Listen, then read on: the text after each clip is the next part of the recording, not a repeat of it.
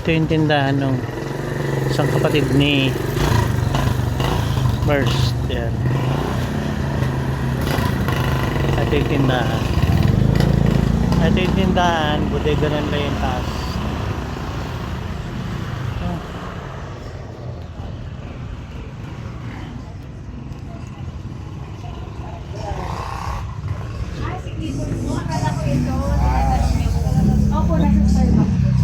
Ito po sa Lunes pa. Nag-bless ka kay Papa Vic? Ito na po kasi siya pinasok. Kaya parang malayo. Di ba po pag-private? Buti marunong mag-Tagalog. Marunong na po dahil sa mga classmate niya. Natuto na po. Marunong Papa Vic pa konti-konti. What you want? Ganda ng store ni Mama Weng.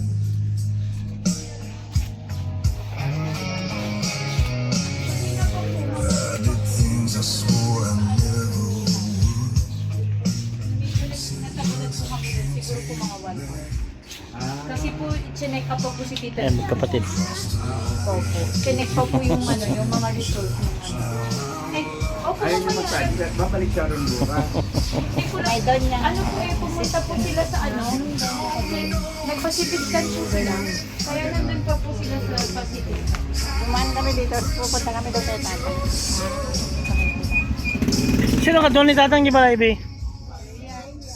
Bea? Ah, okay.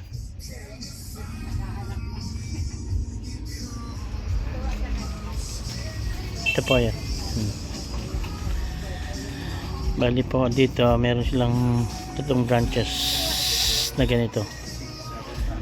Yung isa, kapatid ni Merce na isa. Tapos, yung mag-asawa, Pacific. Yan. Yung asawa niya. Tapos yung isa, doon sa 2 kapatid niya. Ano? What did you buy?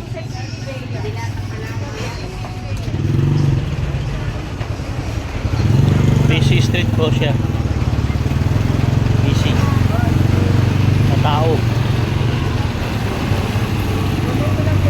Tapos yung mga tindahan dito na maliliit, dito na lahat bumibili. Gaya niyan. Yan. Sari-sari store siya. So dito siya namimili.